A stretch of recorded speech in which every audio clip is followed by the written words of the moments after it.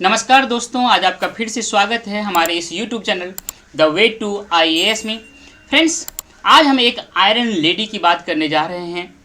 यह लेडी वो थी जो औरंगजेब से टक्कर ली मराठे को बचाने के लिए। यह लेडी कौन थी, कहाँ की रहने वाली थी और इनका टाइम पीरियड क्या था, इन सारे चीज़ों के बारे में आज के वीडियो में हम बात करेंगे फ्रेंड्स। लेकिन इससे पहले यह जानना जरूरी है कि हम यह जो लेडीज है आयरन लेडी, इसके बारे में हम आपसे आज चर्चा क्यों कर रहे हैं, हम बात क्यों कर रहे हैं, इसका बैकग्राउंड जानना बहुत ज़रूरी है फ्रेंड्स। जैसा कि आप जानते हैं कि ये औरंगजेब, इन्होंने बीजापुर और गोलकुंडा दोनों को जीत लिया था। 1686 में बीजापुर को और 1687 में गोलकुंडा को। फ्रेंड्स, इससे पहले वाले वीडियो में मैंने आपको बता चुका है, जो मॉडर्न इंडिया से जो रिलेटेड है वीडियो, उसमें मैंने बताया है कि 1689 में औरंगजेब ने संभाजी को कैप्चर कर लिया और उनके साथ बहुत ही ब्रूटली टॉर्चर किया और बाद में उनकी मृत्यु हो गई फ्रेंड्स। इसके बाद औरंगजेब मराठा के जितने भी स्ट्रॉन्ग होल्ड वाले एरिया थे उन पे कब्जा करते चला गया। जितने भी फोर्ट थे उन फोर्ट को भी अपने कब्जे में लेने का प्रोसेस शुरू कर दिया था और कई फोर्ट को कब्जा में कर लिया था।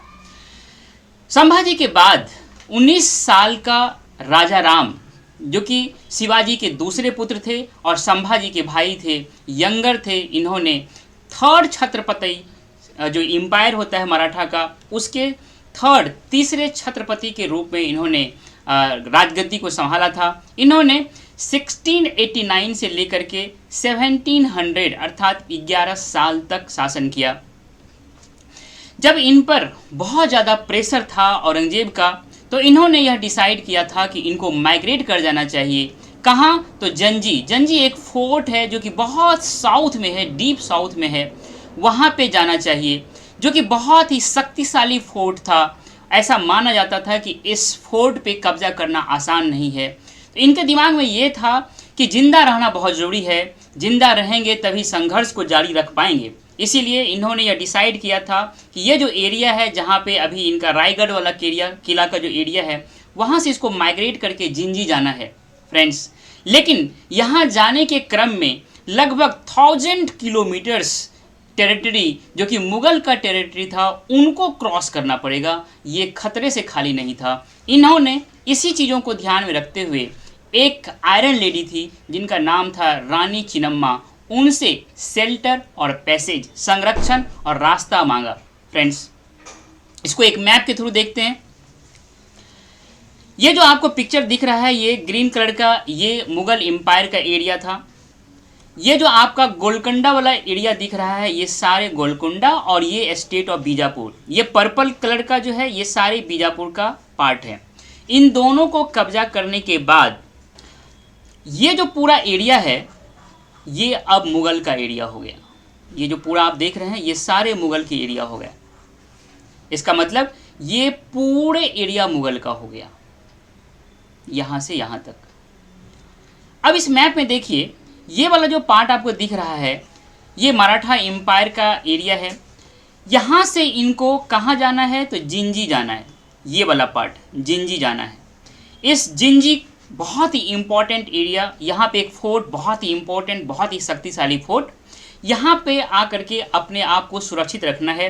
तो इनके लिए अब एक रास्ता बचा था कि यहाँ पे जो केलाडी का एरिया है, केलाडी का जो क्षेत्र है, इस एरिया होते हुए, ऐसे होते हुए फिर जिंजी पहुँचा जाए फ्रेंड्स। ये आपने मैप में देखा। आगे क्या होता है, ये रूट है। यहाँ पनहाला जो रायगढ़ के बगल का किला है, इस किला से इनको आना है केलाडी होते हुए, और केलाडी होते हुए फिर जिंजी फोर्ट जाना है। मतलब जो मुगल का टेरिटरी है उनको अवॉइड करते हुए इस तरह से जिंजी फोर्ट पहुंचना है फ्रेंड्स। ये जो जिंजी फोर्ट है, इनका थोड़ा सा बैकग्राउंड देख लेते हैं। One of the surviving forts in Tamil Nadu आज के दौर में। यह आज का जो डिस्ट्रिक्ट है, वेल्लुपुरम डिस्ट्रिक्ट, वहाँ पे अवस्थित है। चेन्नई से लगभग 160 किलोमीटर है और जो यूनियन टेरिटरी पांडिचेरी है उनके करीब है। इनको रीबिल्ड किया था शिवाजी ने फ्रेंड्स। शिवाजी बहुत दूरदर्शी थे। कहाँ रायगढ़ का किला था और उसे बहुत दूर साउथ में इस जिंजी पे कब्जा करके यहाँ पे फोर्ट बनाया था। उनको यह दिख रहा था भविष्य में कि अगर कभी भी कभी खतरा हुआ मुगल की ओर से तो वहाँ जा करके अपने आप को सुरक्षित रखा जा सकता है। फ्रेंड्स, जब राजा राम ने रानी चेन्नम्मा से संरक्षण मांगा तो रानी चेन्नम्मा जो है उनका यह राजधर्म था कि जो भी उनसे शेल्टर मांगे, एनी सप्लीकेंट, मतलब सपोर्ट के लिए जो एप्लीकेंट हो उसको सप्लीकेंट कहा गया, जो भी सप्लीकेंट शेल्टर मांगेगा उनको शेल्टर देना, उनकी सुरक्षा करना, यह उनका राजधर्म था। इसी राजधर्म का निर्वाह करते हुए उन्होंने राजा राम का मदद किया, साथ ही साथ उनको पैसेज, रास्ता जिंजी तक जाने का फैसिलिटेट किया। फ्रेंड्स, ये जो रानी चेन्नम्मा है, इनका जो रूल है, यह स्मॉल किंगडम ऑफ केलाडी, जो केलाडी मैंने अभी आपको मैप में दिखाया था, ये छोटा सा राज था जिन पे इनका रूल था और लगभग 25 साल तक इन्होंने शासन किया, 1671 से लेकर के 1696 तक। फ्रेंड्स, ये जो रानी है चेन्नम्मा है, चेन्नम्मा का जो किंगडम है वह सराउंडेड था, चारों बगल से घिरा हुआ था। किसके किसके द्वारा? तो पुर्तगीज के द्वारा, ब्रिटिश के द्वारा, डच के द्वारा, बीजापुर के द्वारा, मुगल के द्वारा और इवन मराठा के द्वारा।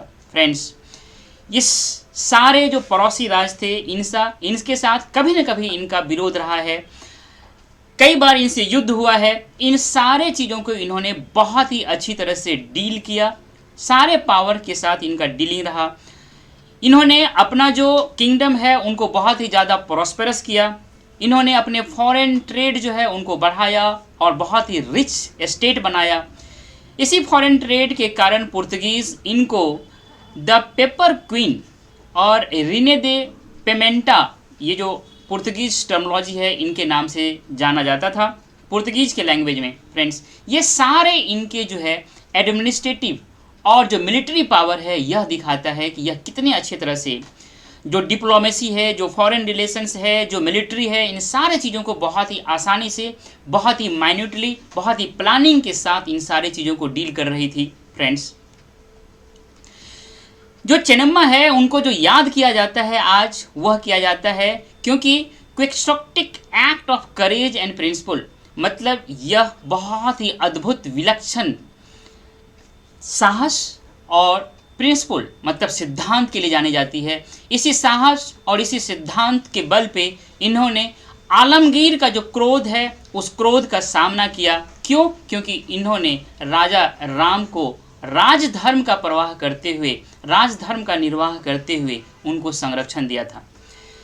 इनको पता था कि इनका किंगडम जो है ये बर्बाद हो सकता है औरंगजेब के द्वारा, फिर भी इन्होंने राजा राम को संरक्षण दिया। राजा राम को संरक्षण देने के कारण औरंगजेब बहुत ही इनसे दुखी हुआ, बहुत ही क्रोधित हुआ और उन्होंने अपने एक सेना को भेजा।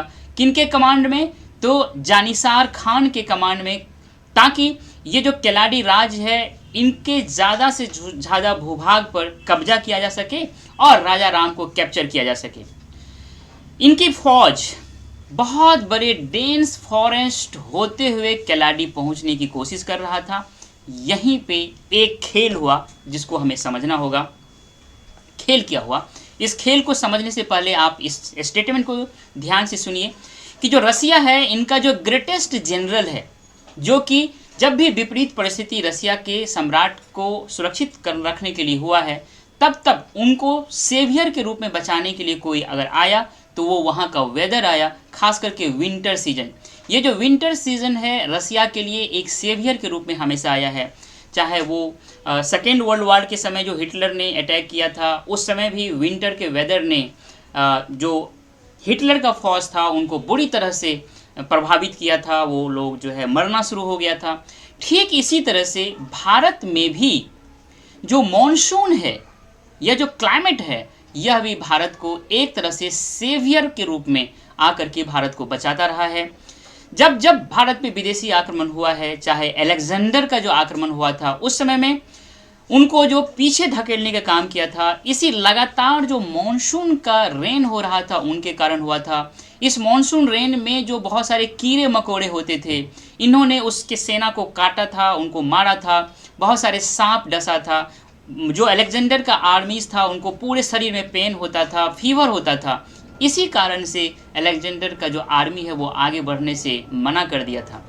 ठीक इसी तरह से सेम वे में जब मुगल की आर्मी उस घने जंगल में एंट्री मार करके किलाड़ी पर कब्जा करने की कोशिश कर रहा था, तो इनके साथ भी यही घटना हुआ। जो मॉनसून है वो आ चुका था। मॉनसून के कारण इनका जो आर्मीज था, जो सैनिक था, वो बहुत बीमार होने लगे और उनके लिए एक बहुत ही कठिन परिस्थिति, कठिन चुनौती क्रिएट किया इस मानसून ने। इसी बीच में इन्हीं चीज़ों का फ़ायदा उठाते हुए जो महारानी की सेना था, चिन्नम्मा महारानी की जो सेना था, वह गुरिल्ला अटैक करते हुए मुग़ल आर्मी को बहुत ही बड़े पैमाने पे हरास्ट किया, परेशान किया। इन्हीं सब चीज़ों को ध्यान में रखते हुए औरंगज़ेब ने इस महारानी के लिए एक वर्ड यूज़ किया था, फीमेल बियर। मतलब ऐसी फीमेल बियर जो जंगल से निकल करके आ करके उनके सैनिकों पे झपट्टा मार करके उसको नुकसान पहुंचा करके उसको मार दिया करती थी। औरंगजेब बहुत परेशान हो गया था। औरंगजेब अपना सेना पे सेना भेजते जा रहा था केलाडी पे कब्जा करने के लिए। संयोग से एक इन्फॉर्मेशन औरंगजेब को प्राप्त हुआ कि राजा राम जिंजी पहुंच चुका है। यह इन्फॉर्मेशन, यह सुकून का क्षण था महारानी के लिए कि इस इन्फॉर्मेशन को सुनते ही औरंगजेब ने अपने फौज को केलाडी से हटा करके जिंजी की ओर भेजा और जो केलाडी पे औरंगजेब की फौज का प्रेशर था वो कम हो गया। फ्रेंड्स, यह इस तरह से केलाडी का जो क्षेत्र है वह औरंगजेब के क्रोध से, प्रकोप से बच गया। फ्रेंड्स, बाद में राजा राम एक लेटर इस महारानी को लिखे। इसको मैं पढ़ता हूँ, हूबहू पढ़ता हूँ। इन्होंने लिखा, When kings and rulers of bigger kingdom refuse to help me, you bravely give me shelter and help to protect our धर्म। जबकि बड़े बड़े किंगडम के राजा महाराजा जिनसे मैंने मदद मांगा था, उन्होंने रिफ्यूज़ कर दिया था, मदद देने से मना कर दिया था।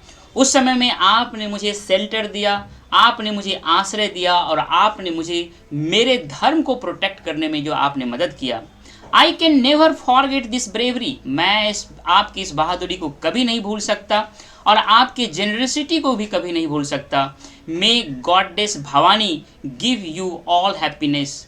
माँ भवानी आपको सारे खुशियाँ दे। I pray to God that your land may be a home of happiness. मैं ईश्वर से प्रार्थना करता हूँ कि आपका जो क्षेत्र है, जो आपका राज्य है, वह हमेशा खुशियों से भरा हो। योर सन राजा राम, आपका पुत्र राजा राम। फ्रेंड्स, ये राजा राम ने लेटर लिखा महारानी चेन्नम्मा को। फ्रेंड्स, बाद में रानी चेन्नम्मा जो अपना उसका लास्ट डेज था, लास्ट फेज था, उसमें अपना राज्य का जो एडमिनिस्ट्रेशन है वो सारे अपने पुत्र बसप्पा नायक को सौंप दिए और अपने आप को धर्म के प्रति, रिलीजन के प्रति डिवोटेड कर दिए। वह पिलग्रिमेज मतलब तीर्थ यात्रा पे निकली और खास करके बहुत सारे जो टेम्पल थे जैसे काशी, रामेश्वरम, श्री शैला और तिरुपति जैसे टेम्पल्स को बहुत सारे दान दिए। फ्रेंड्स, उन्होंने एक अग्रहारा का निर्माण किया जिसमें कि एक स्ट्रीट था, उनके चारों बगल बहुत सारे घर बनाए दोनों बगल, और वहाँ पे बड़े बड़े विद्वानों को बोला कि आप आइए, इनवाइट किया और वहाँ पे बसाया। और इसी अग्रहारा का नाम उन्होंने सोमशेखरपुरा नाम दिया। रानी चेन्नम्मा ने एक फोर्ट को भी रिबिल्ड किया जिसका नाम था हुलीकरे। बाद में इनके पुत्र जो कि शासक बने इनके बाद, बसप्पा नायक, उन्होंने इस फोर्ट का रीनेम किया चेन्नागिरी, अपनी माता के नाम पे, अपने माता को सम्मान देने के लिए। फ्रेंड्स, 1696 में महारानी की मृत्यु हो गई। फ्रेंड्स, अब जरा कल्पना कीजिए अगर राजा राम को कैप्चर कर लिया जाता तो जो मराठा रेजिस्टेंस था शायद वह सरवाइव नहीं कर पाता और मराठा साम्राज्य जो बाद में चल कर के बहुत बड़ा एम्पायर बना वह शायद इतना बड़ा एम्पायर नहीं बन पाता। इसीलिए जो महारानी चेन्नम्मा है, इनका योगदान बहुत ही इम्पोर्टेंट है। फ्रेंड्स, इस वीडियो में मैंने आपसे जो शेयर किया उससे यह तो प्रमाणित होता है कि भारत बहादुर बेटियों का देश है। जब जब परिस्थितियों ने बहादुरी का डिमांड किया तब तब हमारे देश की बेटियों ने अपने प्राण दांव पे लगा करके इस देश को इस संस्कृति को बचाने में अपना योगदान दिया। फ्रेंड्स, मुझे उम्मीद है कि आपको ये वीडियो बहुत ही अच्छा लगा होगा, इसीलिए आपसे मेरा ये हम्बल रिक्वेस्ट है कि हमारे इस चैनल को सब्सक्राइब करें, लाइक करें, अपना वैल्यूएबल कमेंट दें और अपने दोस्तों के बीच शेयर करें। फ्रेंड्स, मिलते हैं नेक्स्ट वीडियो में। Thank you dear.